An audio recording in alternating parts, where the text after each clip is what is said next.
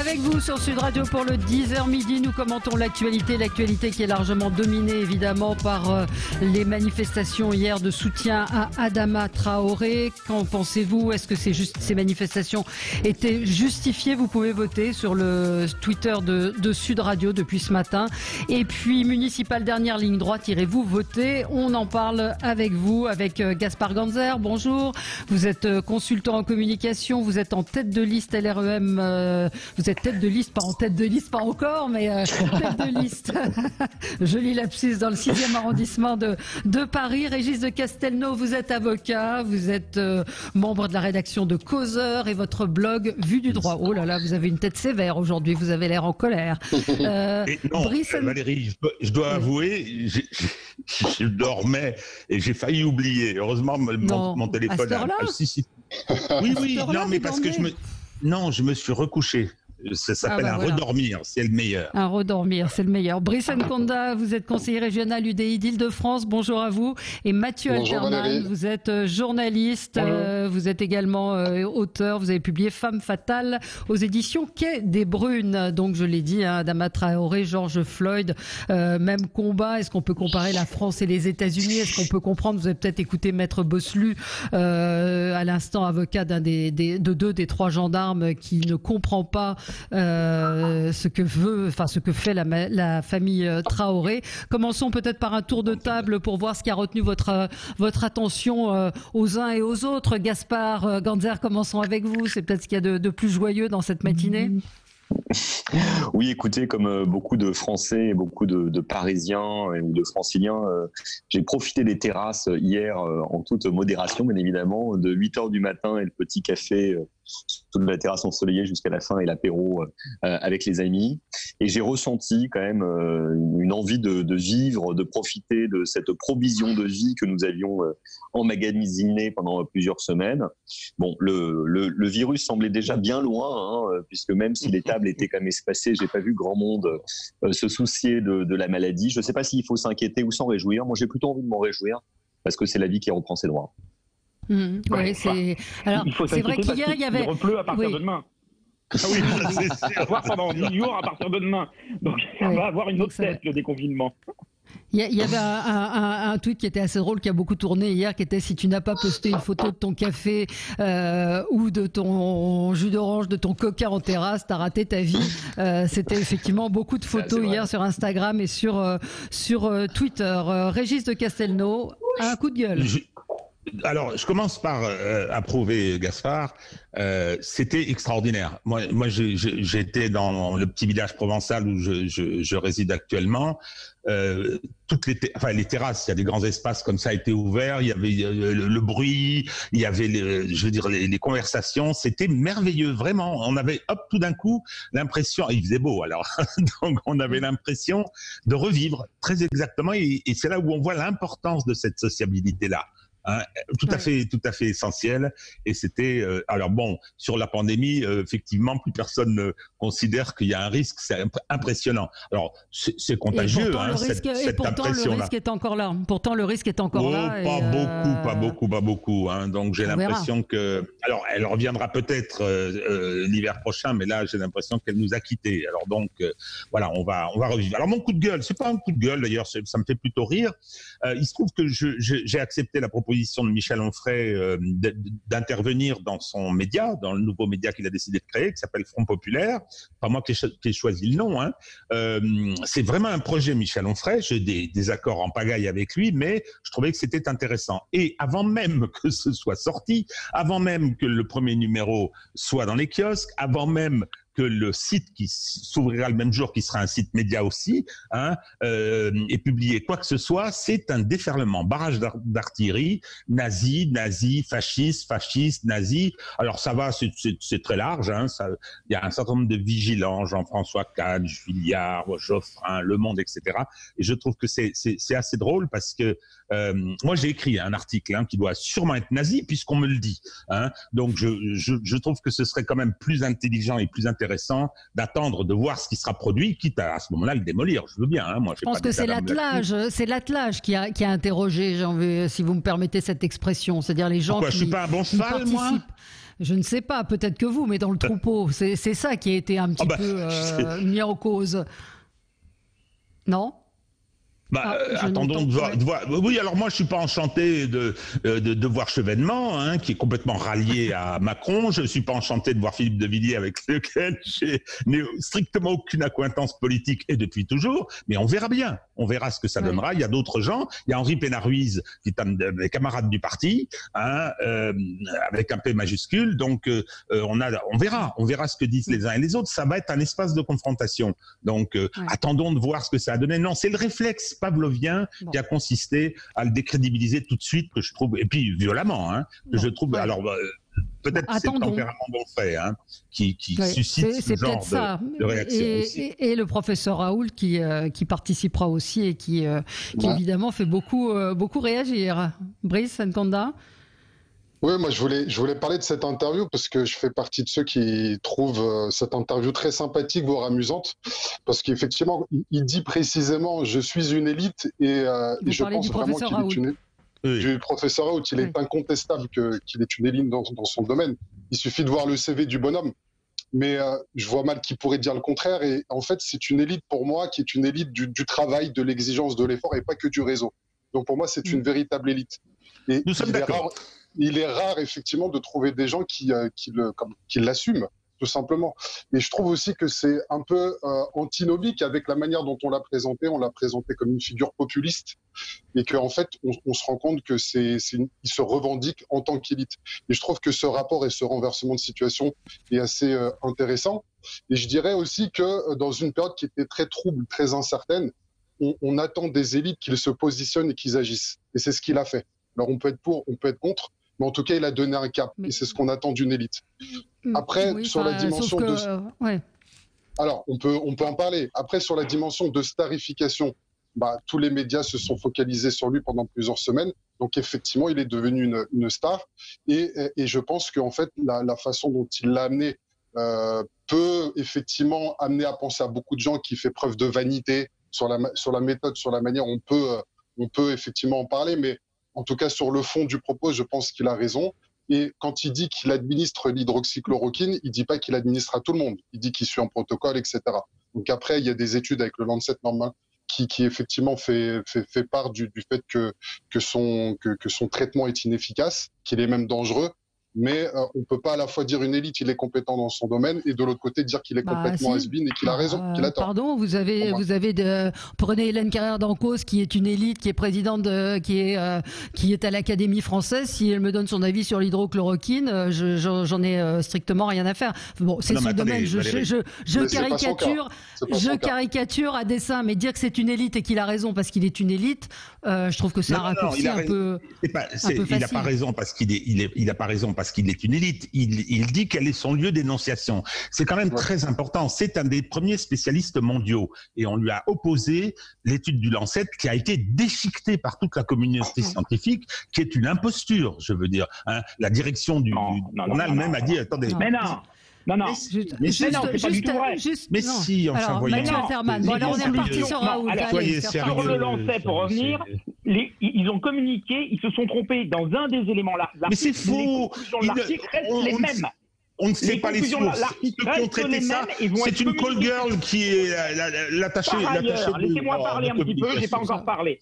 Par ailleurs, j'attends d'une élite de mettre de la nuance dans son discours. Ce n'est pas le cas du professeur Raoult, que donc je n'estime pas faire partie d'une élite. Quelqu'un qui dit Cohn-Bendit qui dit qu'il ferme sa gueule, ça c'est nuancé. Ça c'est nuancé. Ça c'est nuancé. C'est pas le pro. Lui dire de fermer sa gueule, Cohn-Bendit, le chéri de M. Macron, ça c'est nuancé. C'est pas le sujet. Mais si, c'est le sujet. Mais non, c'est pas le sujet. On parle de lui. Quelqu'un qui dit j'ai raison contre le reste du monde n'a pas un comportement. Il dit pas ça. Élitiste. Il dit on sait rien, je ne sais pas, voilà ce qu'il passe son temps à dire. Je vous signale la lecture, juste vous mettre, ça va peut-être vous intéresser, donc du Canard enchaîné aujourd'hui qui nous informe qu'il y a que le parquet s'intéresse au professeur Raoult, un signalement qui a été reçu par un médecin parce qu'il est passible quand même de 3 ans d'emprisonnement pour ne pas avoir respecté la loi Jardet qui encadre les essais thérapeutiques, le fait de pratiquer ou de faire pratiquer sur une personne une recherche sans avoir recueilli recueilli le consentement libre, éclairé et le cas échéant. Voilà, donc le parquet a écrit à l'ANSM, donc l'agence de sécurité du médicament, et visiblement ils sont quand même assez gênés aux entournures sur ce cas. C'est la procureure de Marseille qui va devoir s'occuper de ce dossier. Mais tout n'est pas blanc et noir dans cette. Alors si la procureure de Marseille, comme celui de Paris, comme de celui dans toute la France s'en occupe, alors là on peut être tout à fait sûr. Non mais vous pouvez pas, vous, homme de loi, dire. Non mais vous pouvez pas, vous, homme de loi, dire que la justice n'est pas impartiale. Alors ça nous augure un débat, ça augure d'un débat sur Adama Traoré absolument remarquable. Non, mais tout à fait, j'ai des choses à dire là-dessus, ça c'est sûr. Hein. Ouais. Mais Valérie, on peut excusez-moi juste pour finir, on peut pas dire que quelqu'un est une éminence dans son domaine et le traiter comme un moins que rien 2 secondes plus tard. Ça n'existe pas, ça. Mais c'est pas le cas, je crois que personne ne dit ça. C'est pas le cas, personne ne dit ça. Personne ne dit ça, mais vous avez... On a l'impression qu'on est en train de le décrédibiliser, alors qu'en fait, c'est quelqu'un qui sait ce qu'il fait. Globalement. Non mais Brice, au-delà de ça, mais ça veut dire c'est à la fin du bal qu'on paye les musiciens, on verra maintenant. On verra et je pense que les comptes seront faits et ce ne sera pas, à mon avis, à l'avantage de ceux qui l'ont traîné dans la boue. C'est tout, hein. Bon, on verra bien. Il a été beaucoup mis au pinacle aussi, je crois. Oui, je pense qu'il y a encore une interview ce soir où on a toute une équipe de BFM qui se déplace à Marseille pour aller l'interviewer. Quelqu'un me dit, je comprends pas pourquoi il vous donne des boutons. Il me donne pas des boutons. Je voudrais qu'il réponde simplement à une question qui est pourquoi il n'a pas fait ce qu'on fait en science, c'est-à-dire ce qu'on appelle un bras comparatif, c'est qu'il puisse y avoir une comparaison. Il aurait pris 2 groupes de personnes à qui il donnait de l'hydroxychloroquine. On aurait pu dès le début savoir si ça marchait. On sait que dans 98% des cas, les gens ont guéri naturellement en quelques jours. Donc la preuve, c'est ça qu'on attend, c'est tout. Après, il a peut-être raison. J'en sais rien, il me donne pas des boutons, je veux juste qu'il réponde à cette question. Voilà. Allez, on se retrouve dans un instant. On va parler. Il y aura votre coup de gueule également ou votre coup de cœur. Mathieu Alterman, vous n'avez pas beaucoup parlé, puis on va revenir sur l'affaire Adama Traoré. À tout de suite. Allez, on continue pour le 10h midi. On est avec vous, Mathieu Alterman. Qu'est-ce qui a retenu votre attention dans l'actualité ? Le retour du feuilleton pour sa 10e saison du procès du Mediator et des laboratoires Servier. Vous savez que c'est pas fini, ça reprend après 2 mois d'interruption.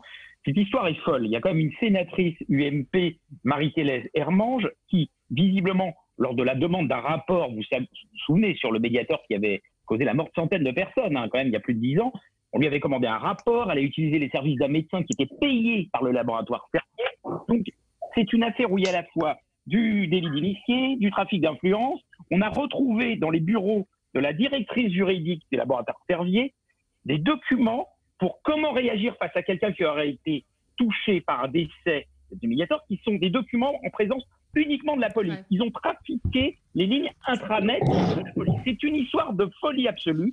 Et la conclusion que j'en fais de ça, parce que bon, finalement on s'en fout des faits, c'est qu'en France, on a un problème avec la délinquance qu'on appelle à col blanc.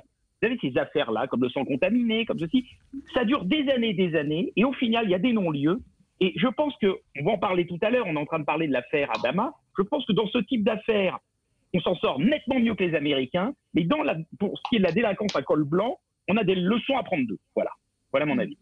Bon, allez, on va passer aux manifestations hier en soutien à Adama Traoré. 20 000 personnes qui étaient rassemblées à Paris. Il y avait aussi des manifestations à Lille et à Marseille pour à la fois dénoncer les violences policières. C'est une semaine après la mort de George Floyd aux États-Unis et 4 ans après celle d'Adama Traoré. On a entendu tout à l'heure l'avocat de 2 des gendarmes qui nous a expliqué qu'il y avait eu 3 expertises médicales dans un cadre judiciaire et que la famille a saisi un médecin qui a fait en dehors de tout cadre juridique une expertise et on se demande, c'est la question que je lui ai posée, à partir de quoi, sur quel document et sur quelle base. Et c'est vrai qu'on entend les journalistes, et même sur Sud Radio j'ai entendu une nouvelle expertise, ce n'est pas une expertise, c'est un avis d'un médecin. Il y a pas, c'est peut-être l'avocat qui peut nous répondre, il y a une différence quand même entre une expertise judiciaire et l'avis d'un médecin.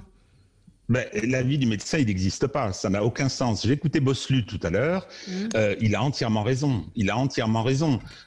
C'est comme dans l'affaire, rappelez-vous, l'affaire Sarah Halimi. Il y avait eu 7 experts qui étaient intervenus avec des avis un peu divergents et qui ont conclu à l'altération du discernement de l'auteur du meurtre de la malheureuse Sarah Halimi. Et donc, il y a eu des pressions, des manifestations, le président de la République est intervenu, et là, alors, je ne parle pas du problème politique, concernant l'histoire Adama, on va probablement en parler, mais sur le plan judiciaire, Bosselu a raison. D'ailleurs, j'ai entendu le journal, une expertise mettant en cause les gendarmes, a dit le journaliste. Absolument pas. Absolument. Alors c'est vrai que le problème qu'on a aujourd'hui, si l'instruction se déroule bien, si le débat contradictoire a lieu, on doit s'en remettre. La justice, c'est comme la plus belle des femmes, ne peut donner que ce qu'elle a. Donc débat contradictoire, elle essaye d'approcher une vérité judiciaire, pas une vérité objective, une vérité judiciaire, et prendre à ce moment-là les sanctions qui s'imposent. Sauf que la justice, depuis 2 ans et demi, 3 ans, nous a donné un certain nombre d'éléments qui amènent aujourd'hui à douter de son impartialité, à douter de sa rigueur. Moi, je suis désolé, je suis en train, malheureusement, je dis malheureusement parce que ça me réveille la nuit, d'écrire un livre à ce sujet, justement. Dans l'affaire Dune, il y a eu une répression massive qui a été instrumentée par la justice. Il y a eu un refus de juger les violences policières. Aujourd'hui, il y a une défiance vis-à-vis de cette justice qui est problématique. Et je dirais qu'aujourd'hui on puisse dire c'est l'État qui impose, alors qu'on fait une contre-pression inadmissible, je suis d'accord, c'est l'État qui impose une sortie et un non-lieu qui n'aurait pas lieu d'être, je comprends qu'on puisse avoir de sérieux doutes. Je suis un professionnel, j'en ai pas sur l'affaire Adama, je suis clair. Quand ça s'est produit, je m'étais renseigné. Vous savez, on a quelques amis. J'ai eu quelques éléments qui m'amènent à penser que Bosselu a raison. Oui. Donc, qu'est-ce que, alors les uns et les autres, votre réaction c'est-à-dire, à ce qui s'est passé. On va faire tourner la parole, Régis, vous reviendrai. Je vous dis un mot sur l'expertise. Alors, Gaspard Ganzer. Oui, déjà il faut jamais oublier la peine de la famille, quoi qu'il arrive, qui a perdu un des membres de sa famille, et c'est toujours douloureux et on comprend leur douleur même plusieurs années plus tard. C'est la première chose. La deuxième chose, c'est qu'il faut toujours faire confiance dans la justice, même si on a le droit dans le tribunal, à l'audience, en amont, pendant les procédures d'instruction et d'enquête, des valeurs de droit. Moi, je fais confiance à la justice. Donc, je comprends la peine de la famille. Je comprends le besoin de certains de manifester pour faire savoir leur opposition. En revanche, je condamne fermement les violences qui ont pu intervenir hier soir, et surtout l'amalgame un peu dangereux qu'il peut y avoir entre la situation américaine avec Floyd et la situation en France, parce que c'est des situations qui n'ont rien à voir. Alors Mathieu Alterman. Moi, l'aspect judiciaire, je vais faire très vite. Je considère qu'on ne peut pas dire justice pour Adama. On peut dire justice tout court. Voilà, c'est la justice. Là, il y a un procès. Donc, on pourrait dire justice pour Adama s'il n'y avait pas de procès. Effectivement, on réclamerait un procès. Il y en a un. Donc, déjà, on ne peut pas dire justice pour Adama. En revanche, là, ce qui me chagrine vraiment, c'est le traitement médiatique. Nous avons quand même une génération, en gros les moins de 30 ans, qui s'informe principalement aujourd'hui par les réseaux sociaux. D'accord ? Donc, les réseaux sociaux, dit absence de toute nuance, de pour, de contre, d'éléments. Et bien souvent, cette génération lit les titres, ne lit même plus les contenus des articles. Donc, imaginez, quand elle entend les informations qu'on a eues à 11h à votre antenne, ou hier soir, dans le JT de France 2, et que cette jeunesse, quand je dis au mieux, regarde les infos, entend une nouvelle expertise a eu lieu et des douanes, sans qu'on précise que l'expertise n'a rien de judiciaire, a été faite en 48 heures, et finalement n'a aucune autre valeur que son nom. Là, je m'inquiète, vous voyez. On a des gens hier qui ont manifesté, certainement sincèrement, mais je pense que l'immense majorité d'entre eux n'avaient pas lu d'articles profondément fouillés, comme il y en a eu dans Le Monde, d'ailleurs, il y a 2 jours, très bien fait, où on explique que quand même, c'est pas tout à fait évident, cette histoire, vous voyez. Et faire le rapprochement avec les États-Unis, moi, me débecte totalement. Il faut savoir que la police américaine, je connais personne, en gros, qui ne s'est jamais fait arrêter aux États-Unis, quelle que soit sa couleur de peau. Il y a un vrai problème de police aux États-Unis. Il y a un problème de racisme et de police. Heureusement, nous sommes un peu loin de ça en France aujourd'hui, mais je pense que le rapprochement avec l'affaire américaine qu'on peut faire aujourd'hui, c'est pas l'affaire qui nous secoue depuis cette semaine, mais c'est l'affaire O.J. Simpson, qui a 25 ans. Je ne sais pas si vous vous souvenez de l'affaire O.J. Simpson il y a 25 ans. C'est quand même quelqu'un qui a été quasiment filmé en train de fuir la police après avoir fait sa femme, et au final, on l'a acquitté de peur d'avoir des émeutes. J'ai peur qu'on se dirige vers ça en France, à savoir un climat d'angoisse, de panique totale, et où l'émotion l'emporte tout le temps sur le judiciaire. Voilà ce qui me fait peur. Allez, on se retrouve, Brice Nkonda, vous aurez la parole au retour. On marque une toute petite pause et on se retrouve dans un instant. 0826 300 300 si vous voulez réagir, nous dire si ces manifestations, selon vous, hier étaient justifiées. À tout de suite sur Sud Radio. Avec vous sur Sud Radio, on est ensemble jusqu'à midi. Vous retrouverez ensuite André Berkoff. On va parler évidemment, on était en train de parler des manifestations hier. Gaspard Ganzer est avec nous, Régis de Castelnau, Brice Nkonda et Mathieu Alterman. Brice Nkonda, vous a pas entendu sur ces manifestations d'hier soir en soutien à Adama Traoré. Oui, Valérie, moi je pense qu'il faut être très attentif à un aspect des choses, c'est qu'effectivement il y a l'affaire Adama Traoré, mais il y a tout le sous-jacent. Parce que s'il y a 20 000 personnes qui se réunissent, c'est qu'il y a un problème de fond. Et le problème, moi, ce que je peux dire et ce que je peux affirmer, c'est que dans nos quartiers, il y a beaucoup de jeunes qui sont victimes de délits de faciès et de bavures policières. Ce ne sont pas des légendes urbaines, ce sont des cas concrets qui sont évoqués dans les familles et ça nourrit un sentiment d'injustice. Et ce sentiment d'injustice-là, il faut à un moment donné pouvoir le traiter. Moi, ça me semble très important parce que les manifestations qui ont lieu actuellement, ce ne sont pas contre la police en général, c'est contre les bavures policières. Et moi, je refuse en fait ce réflexe qui consiste à dire et jeter l'opprobre sur tout un corps de métier. Par contre, ça ne veut pas dire pour autant qu'il faut nier l'existence de bavures policières dans notre pays. Et effectivement, je rejoins ce que disait Régis de Castelnau. De ce point de vue-là, on a l'impression qu'on rentre dans un schéma qui est binaire, avec un réflexe de corps, alors qu'à un moment donné, la police, pour qu'elle soit complètement respectée dans ses fonctions, il faut que les éléments perturbateurs soient identifiés et écartés. Chez les jeunes, nous avons des éléments perturbateurs. On sait très bien que dans chaque quartier, dans chaque cité, on a quelques jeunes qui font que la situation s'envenime. Chez les agents de police, on a exactement le même schéma. Il faut pouvoir les identifier, les écarter et les juger. Sauf que quand on regarde en fait les traductions en justice des agents, il n'y en a pas beaucoup. Les gens pensent que c'est contre la police qu'on le ferait, alors qu'en réalité, non. Ce serait une possibilité de relégitimer la police dans le sentiment que la population a d'elle. Et donc, je trouve en fait effectivement qu'il y a quelques similitudes avec la situation américaine. Il y a peut-être un effet d'opportunisme par rapport, et bon, ça, on ne peut pas nier. Par contre, il y a aussi des vraies différences. Les vraies différences, c'est qu'aux États-Unis, on est sur des agents, un agent qui apparemment a été signalé 18 fois pour ce type de comportement. Donc, on est sur un profil qui est peut-être un peu différent. En France, l'affaire est en train d'être jugée avec des expertises, des contre-expertises.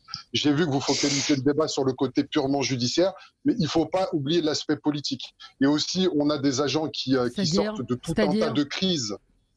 On a des agents... En France, on a des agents qui sont... L'aspect judiciaire, ça me semble, quand on réclame justice pour Adama, c'est de l'aspect judiciaire dont on parle.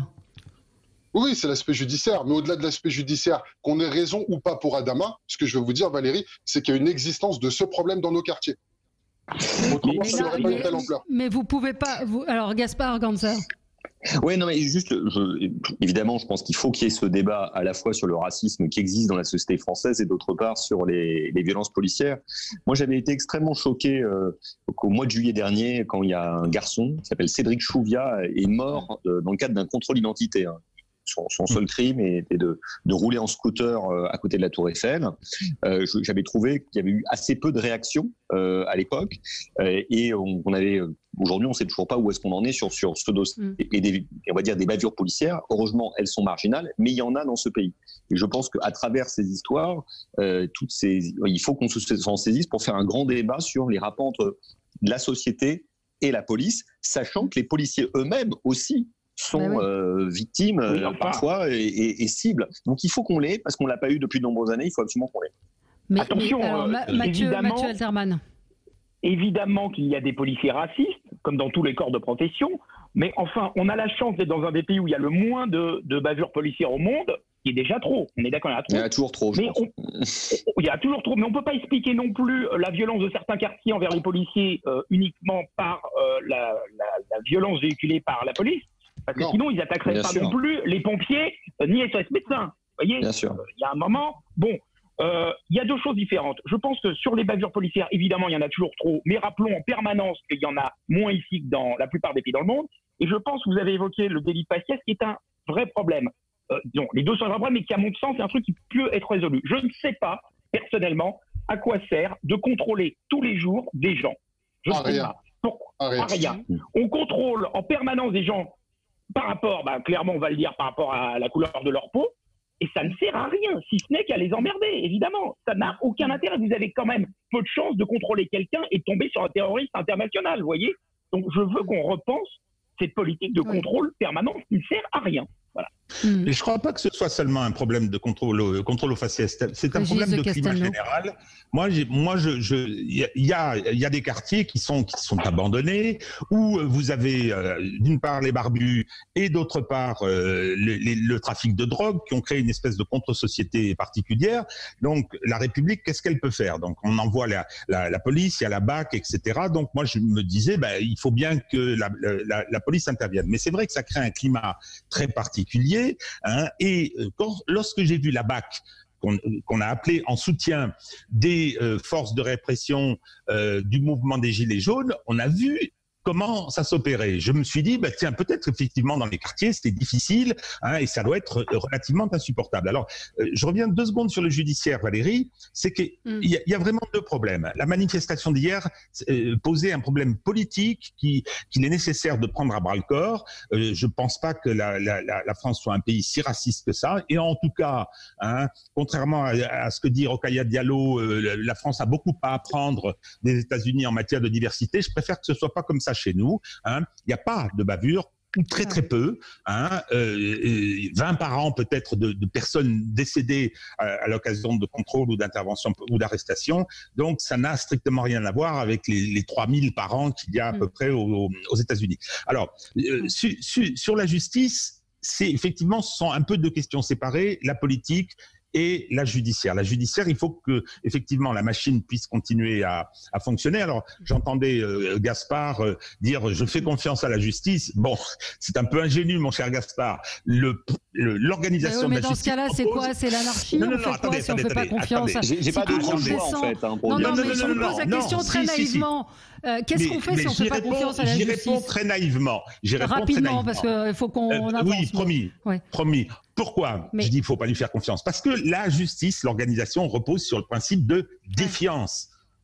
Donc la collégialité, les règles, le double de juridiction, tout ça, toutes ces règles très formalistes, elles sont pour permettre le débat contradictoire et assurer l'impartialité. Je vais vous répondre très simplement. Vous savez pourquoi il ne faut pas faire confiance à la justice, Valérie? Parce qu'elle est rendue par des gens comme vous et comme moi. Et c'est pour ça qu'il faut l'encadrer dans des règles, il faut la faire fonctionner. Donc c'est quoi? C'est la loi du plus fort? On se rend justice soi-même? Pas du tout. Il faut qu'il y ait des avocats avec des moyens, il faut qu'il y ait des moyens. Ouais. Il faut pas seulement des moyens, mais etc. Mais écoutez, Mais le problème, c'est qu'il y a une sorte de 2 poids 2 mesures aussi quand on regarde la société. Je vois le maire à l'instant du 17e arrondissement qui s'étonne et qui s'indigne que la sœur d'Adama Traoré dise le seul responsable de ce qui s'est passé hier, c'est le préfet l'allemand. Il dit il n'y a aucune dénonciation de violence inacceptable de certains manifestants, l'organisation d'une manifestation qui normalement est punie par la loi. Là, il n'y a pas de justice. Ce matin, je voyais dans le Parisien qu'un policier a perdu un œil à cause d'un tir de mortier hier. Il y a aussi une bataille de la communication qui est là et où on voit forcément les choses de manière extrêmement manichéenne. C'est le jeu du cirque médiatique. C'est le jeu du cirque médiatique. Débat politique. Elle était hier, la sœur d'Adama était sur les plateaux hier, lookée comme une rockstar, superbement maquillée avec une coupe. Je trouve ça d'une indécence. Je ne renie pas du tout sa souffrance. Mais il y a un moment, quand on se bat pour faire avancer la justice sur la mort de son petit frère, on n'arrive pas sur un plateau looké comme si on allait donner un concert au Stade de France. Ça devient un jeu médiatique. Là, c'est du show business.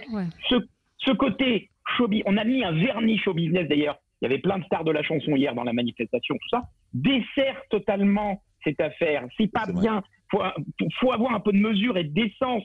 C'est très compliqué, il y a du pour et du contre dans les 2 camps, l'affaire n'est pas aussi simple. On a en ligne Olivier avec nous. Bonjour Olivier. Bonjour. Il y a beaucoup. Juste sur ce qui vient d'être dit, je trouve que la réflexion sur le look sur le look est déplacé et limite sexiste. Je pense qu'on ne ferait pas cette réflexion si c'était un homme et qu'il avait un joli costard. Un homme, j'aurais dit exactement la même chose. Je pense que c'est déplacé. Il n'y a pas besoin d'avoir l'air éploré et d'avoir un fichu noir sur la tête pour pouvoir avoir plus de...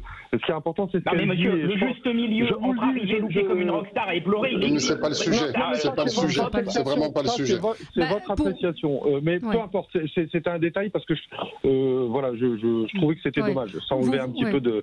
Personnellement, je crois que et George Floyd et Adama relèvent tous les deux d'un problème de violence policière, de racisme et de violence policière raciste.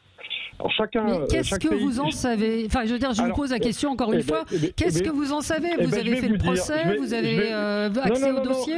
Non, mais en fait. Que vous disiez qu'il y a des violences et du racisme, c'est évident, mais ce cas-là précisément.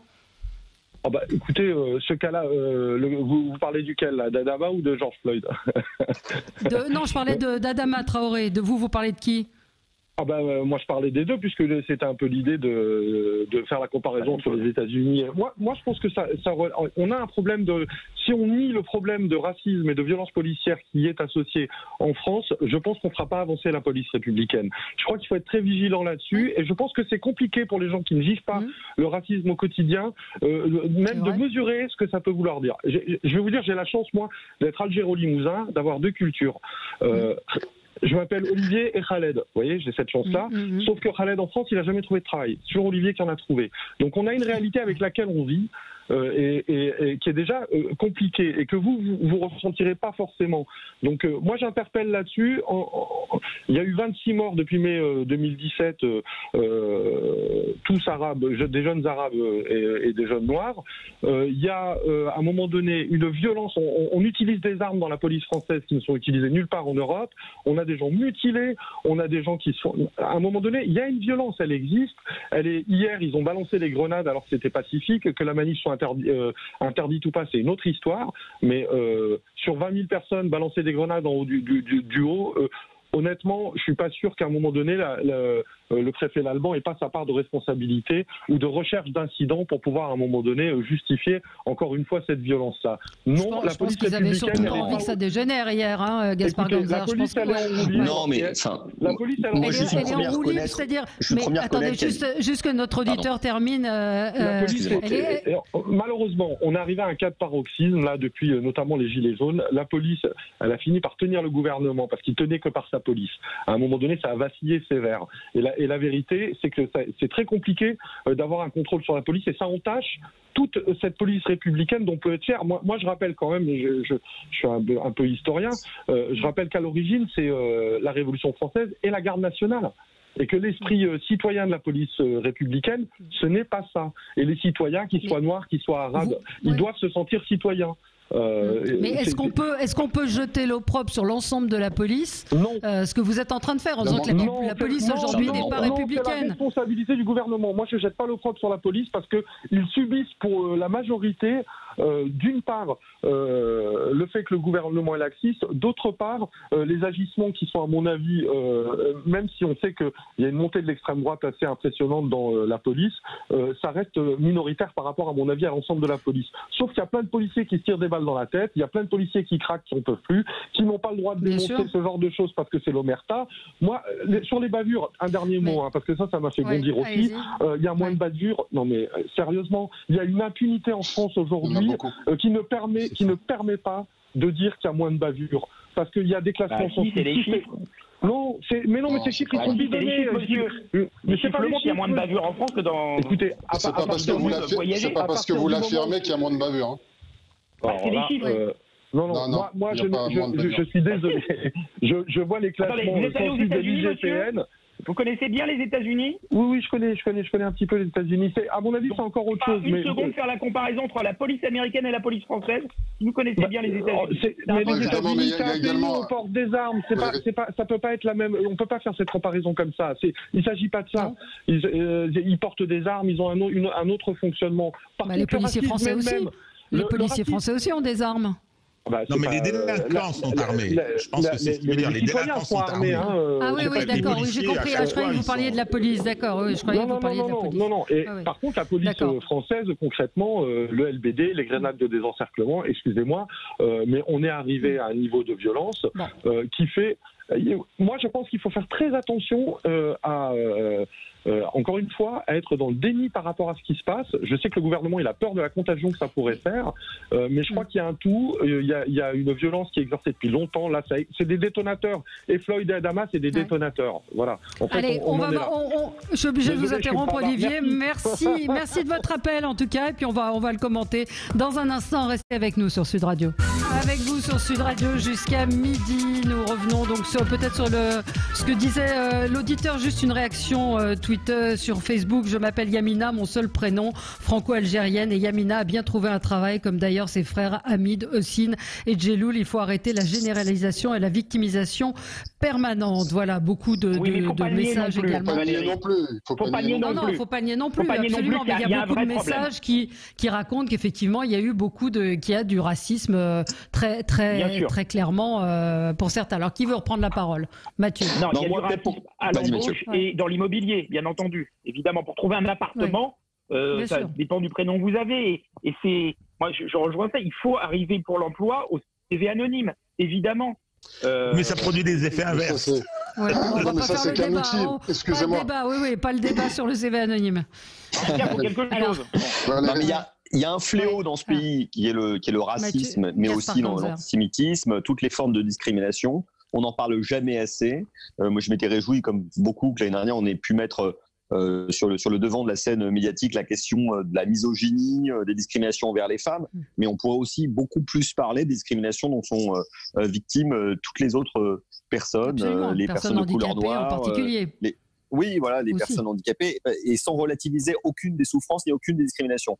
Par contre, tout à l'heure, votre auditeur me faisait un peu bondir, parce qu'en fait, je supporte pas le discours qui consiste à considérer que le préfet de police ou le gouvernement se font plaisir à organiser des formes de répression. Non, ils font leur travail, c'est de préserver l'ordre public. Et je peux vous dire qu'hier, il y a aussi eu des débordements dans le cadre des manifestations. Il faut aller demander aux commerçants du 17e ce qu'ils en pensent. Vous verrez qu'ils étaient quand même bien contents que la police ait été là. Oui, Brice Nkonda. Oui, je voulais intervenir sur un point, c'est qu'il ne faut pas minimiser le nombre de bavures policières qu'on a dans les quartiers. Je peux vous dire que dans mon entourage proche, je le vois, je le constate. Le problème qui se pose quand on parle par exemple de contrôle aux fessiers, c'est qu'un jeune... par exemple Non, mais donnez des exemples de ce qui peut se passer. Une bavure n'entraîne pas forcément la mort, parce que j'entendais Régis Castelnau dire qu'on n'a qu'une vingtaine de cas.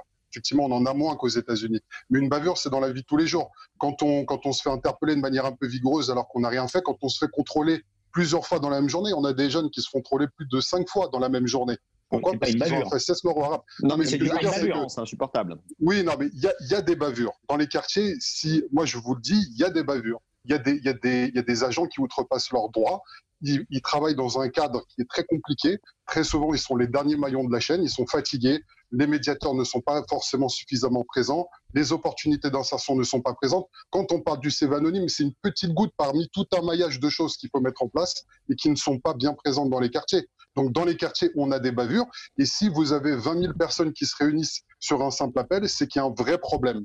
Et ce problème-là, effectivement, Adama Traoré, il y a une affaire qui est en cours et qui doit être jugée, mais il faut pas le nier. Et les gens qui habitent dans les quartiers le savent très bien. Et c'est un problème qui est mis de côté depuis pas mal de temps. Et plus on met les choses de côté, plus elles nous reviennent en plein visage.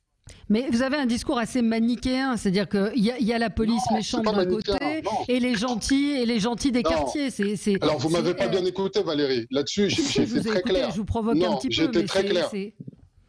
Alors, en fait, j'étais très clair sur le sujet. C'est qu'il y a quelques éléments perturbateurs chez les jeunes et dans le corps de police. Quelques éléments perturbateurs, mais qui font du mal à beaucoup de monde. Je ne suis pas manichéen, mais il faut être très clair sur le fait qu'il y a des bavures dans les quartiers. Et il n'y en a pas qu'un petit peu. Il y en a souvent. Pourquoi? Parce que le contexte est difficile, parce qu'on a des agents qui sont exténués, qui ont fait les gilets jaunes, le confinement, le déconfinement, etc. Et donc, on est dans des contextes qui sont très difficiles. Et j'ai vu une interview d'un syndicaliste qui disait qu'on est assis sur une cocotte minute. Et je pense que c'est vrai. Parce qu'à un moment donné, quand il y a des agents qui outrepassent leurs droits, ça parle dans les quartiers, dans les familles. Et à un moment donné, il y a un sentiment d'injustice et il y a des gens qui se révoltent.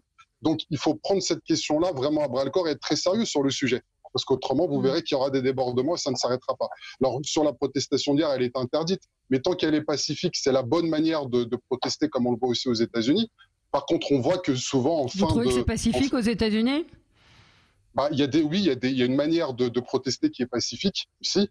On a vu des agents qui mettent le genou à terre, on a vu des gens qui se couchent et qui font les choses de manière pacifique, et on a aussi des éléments perturbateurs. Vous parliez de ne pas être manichéen, Valérie, on a les deux, on constate les deux, aux États-Unis comme en France d'ailleurs.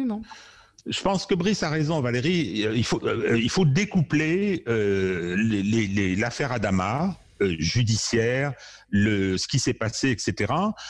Et l'importance de la manifestation d'hier, qui pose une vraie question politique avec tout cet arrière-plan. Je crois que c'est pas tellement la question du nombre de bavures, une statistique, etc. C'est simplement qu'il y a une réalité, de la perception par les gens de ce qui est un affrontement. Ce que dit Brice, c'est juste. Vous êtes brutalement appréhendé pour rien. Vous avez des contrôles pour rien. Ça nourrit un sentiment d'arbitraire et d'injustice qui effectivement est insupportable. Vraiment, justice pour Adama, c'est pas le bon mot d'ordre, parce que vous avez tout à fait raison. Si on dit justice pour Adama, on s'en rapporte au système qui est là et qui va essayer de trouver une solution sous les pressions de part et d'autre. Mais là, le problème, et c'est en ça que la comparaison avec les États-Unis, qui ne fonctionne pas pour moi, mais est quand même intéressante. Elle permet justement de voir où sont nos avantages et pourquoi nos sociétés sont à ce point différentes, contrairement à ce que dit Rokhaya Diallo. Je pense qu'on n'a pas de leçon à recevoir des États-Unis de ce point de vue. Mathieu Alterman. Et j'ajouterais qu'aux États-Unis, si on avait eu l'affaire Adama, il n'y aurait même pas eu de procès. Vous voyez, c'est simple, quoi. Il faut rappeler ça en permanence. J'ai l'impression que c'est quelque chose qui n'est pas rappelé dans les médias ou en tout cas dans les réseaux sociaux. Il y a un procès, donc on ne peut pas demander justice à quelqu'un alors qu'il y a un procès. C'est un pléonasme. Évidemment qu'il y aura justice pour Adama. Il n'y a pas de procès, justement. C'est un peu ça le problème. Non, mais pour la famille. Si. Oui, mais pour l'instant, il n'y a pas d'audience, Valérie. Il n'y a pas d'audience, mais il y a une procédure judiciaire avec des juges d'instruction qui sont des juges du siège et qui va déboucher sur un non-lieu probablement, comme l'a dit Bossuet. C'est ça, qui n'aboutira pas forcément à un procès. Mais c'est une décision de justice. Il y a une procédure, oui, je suis d'accord. Qui n'aboutira pas à une audience, mais le procès est en cours. C'est ce que la famille conteste, justement. Excusez-moi, mais je trouve que ce qui est sorti en 48 heures pour contredire la version qui ne convenait pas à la famille Traoré, pour moi, est une erreur de communication de leur part, parce que évidemment, on a entendu l'avocat des gendarmes tout à l'heure, il a dit mais comment vous pouvez mettre sur le même plan les résultats de quelque chose qui était fait en 48 heures par quelqu'un qui n'a même pas été assermenté par la justice. Pour moi, c'est une erreur de communication de la famille Traoré, réellement.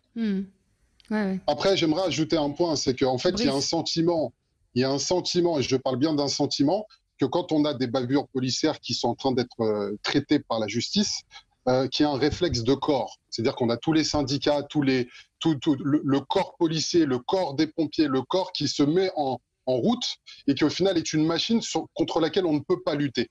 Sauf que moi, ce que je dis dans mon propos, c'est que il vaut mieux pour ce corps de profession d'identifier les éléments perturbateurs et de les juger, et de manière très impartiale. Et le sentiment, c'est que la justice n'est pas impartiale. Et je reviens à ce que disait Régis de Castelnau tout à l'heure, dire qu'effectivement, ce sont des humains qui rendent la justice, et ça pose la question de leur cadre de travail, des moyens qui leur sont donnés, etc. etc. Donc, il y a ce sentiment de la part des familles qui sont ou qui ont été victimes, qu'en face d'eux, il y a tout le temps un réflexe de corps. Il ne faut pas toucher à la police, quoi qu'il arrive. Mais on n'échappera pas à un débat plus général, au-delà de l'affaire Adama, de justice pour Adama, on n'échappera pas à un débat plus général sur la question des rapports entre la police et la société. Ça fait quand même 2 ans qu'on parle de bavures policières, agressions contre les policiers. Je pense qu'il faut avoir une vraie discussion, un débat de fond sur le sujet au niveau du pays. Oui. Est-ce que le ministre de l'Intérieur, vaste question à 2 minutes de la fin, est à la hauteur ? Mais il faut qu'il le soit, en tout cas, c'est une certitude. Oui. Hier, il a réagi, il était 23h30 avec une phrase « La violence n'a pas lieu d'être dans la démocratie » qui était... Mais Valérie, 23h30, les boîtes étaient rouvertes, il a pu aller boire un coup. Je pense que... Je ne sais pas si M. Castaner est à la hauteur ou pas. Je pense en revanche que le président ne l'est pas sur ces sujets-là. Il fait preuve de grande faiblesse. C'est-à-dire que là va se poser pour lui effectivement une question. Non, Gaspard Ganzer, rapidement, ça va être très compliqué pour lui de réagir sans mettre les banlieues justement à feu et à sang. Il va devoir faire preuve d'équilibre et de tempérance, parce que sur ce sujet, le piège, c'est d'être justement manichéen, comme on s'est dit tout au long de ce débat. Il va vouloir avoir ce propos équilibré, c'est ce qu'on attend de la part du président de la République, mais il devra certainement s'exprimer relativement rapidement.